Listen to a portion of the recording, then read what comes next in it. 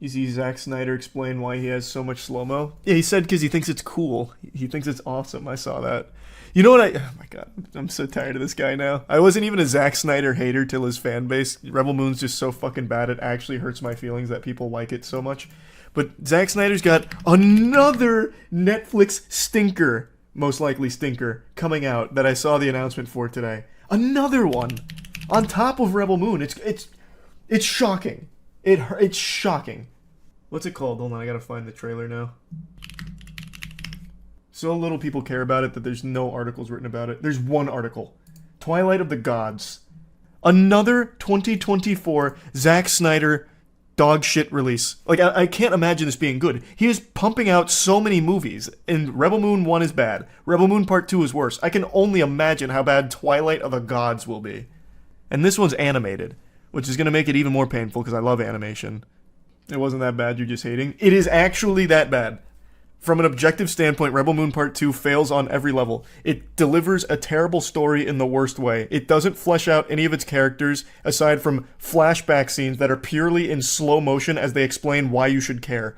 And then that one scene where they give them the banner and say, you have a good smile, you're a fierce warrior, we love you, here's a banner. It's trash.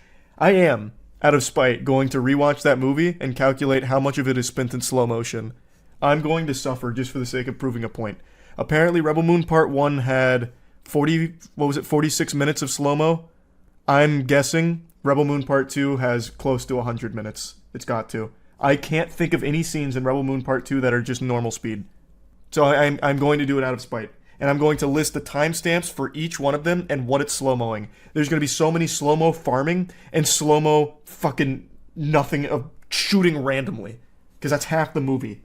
And no, I haven't seen that Donald Mustard interview, right?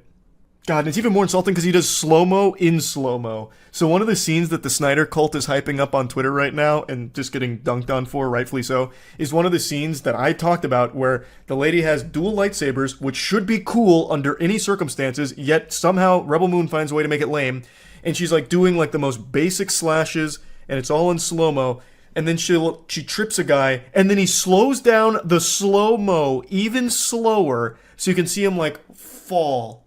And then she goes back to just the same two moves. Like she's playing Beat Saber.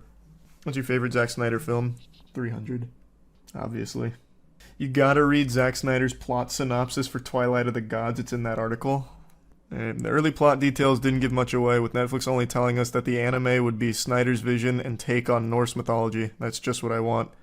In Netflix preview for Annecy, they state that it's daring and spectacular vision. There's a king and his queen in a small Viking village, and they want to get married. An event happens to them at their wedding that causes Sigrid, who is the bride-to-be, who is the child of giants, to go on a crazy mission of revenge. She enlists a cast of characters, a seer, a dwarf, and they come together to form a band that has this one mission to find a god and fight him. It's a mission. It's a revenge story. Well, that sounds about right. Norse Rebel Moon. Pretty much. Is that the only fucking story he can fail at telling? Like, he just wants everything to be like, so it goes and gathers a whole team, and we'll spend, like, maybe 5 minutes explaining why that team member's, like, super cool in slow motion, and then they go and fight someone. True, Arrow. Oh, God, you know what? I've become, like, the Snyder cult turned me into a full-blown Snyder hater, like, #1 ranked Snyder hater. I ended up looking up another interview from Snyder the other day, where he defends that decision in Man of... Like, I don't like Man of Steel all that much, but I don't think it's bad. Like, I actually think it's a pretty decent movie.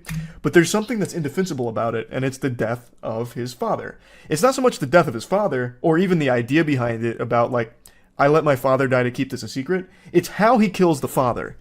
And he defends that. So, let me find the article.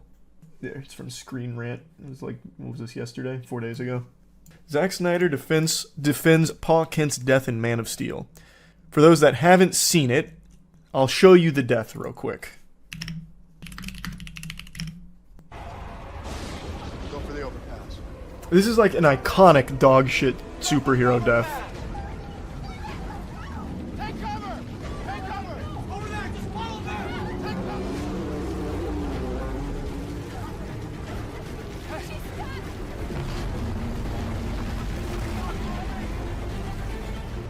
Still in the car.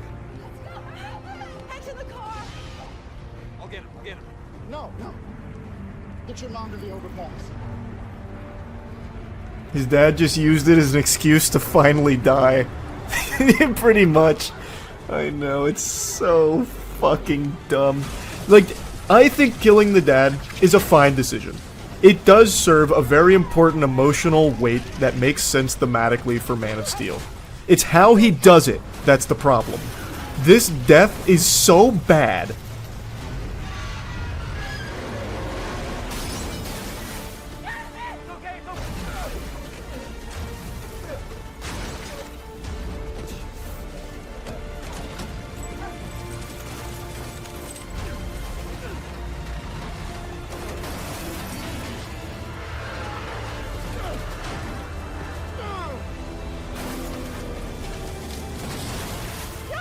Mom, stay here.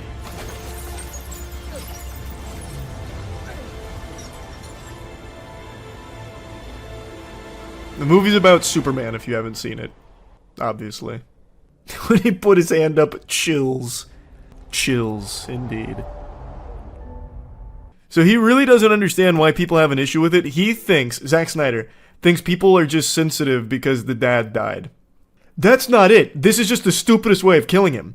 If you even stop to just think about this for a couple of seconds, everyone jogged calmly to this bridge. Well, calmly's the wrong word. They didn't use super speed to get to this bridge. He would not need to reveal his powers to save his dad. He could jog back over there and carry him like a normal human being. Like, it didn't have to play out this way. The dad just wanted to die. He wanted to kill himself. So he's defending this and missing the point. Like, he's explaining what I think most people understand about the reason why he killed the father there, as opposed to the method. It's so embarrassing.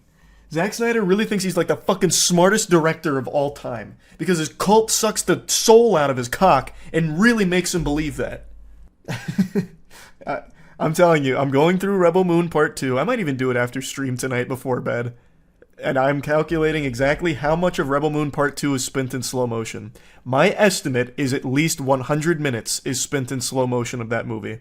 And I'm going to see if my hypothesis is correct. I'm time-stamping everything, and I'm writing what the slow-mo is used for. I'm gathering the data that no one else feels like doing because the movie sucks. It's got me heated. Zack Snyder actually a genius. He's making rage bait movies. It certainly is an interesting strategy. Hate watching is watching. Yeah, but for Rebel Moon, I don't really think there's many hate watchers, to be honest. The movies are so uninteresting that I don't think many people even give a fuck to check it out. Like, it's not going to have the Velma effect, I don't think. Maybe Rebel Moon Part 1 did out of curiosity, but Rebel Moon Part 2, nobody except the cult cared. Like, I don't think there's hate watchers like Velma. It's people making fun of the scenes they keep sharing on Twitter about it. What is Rebel Moon even about? It is legitimately combining the worst Star Wars fanfic with the worst retelling of Seven Samurai and throwing it together and forgetting to tell a story. That's it. That's it.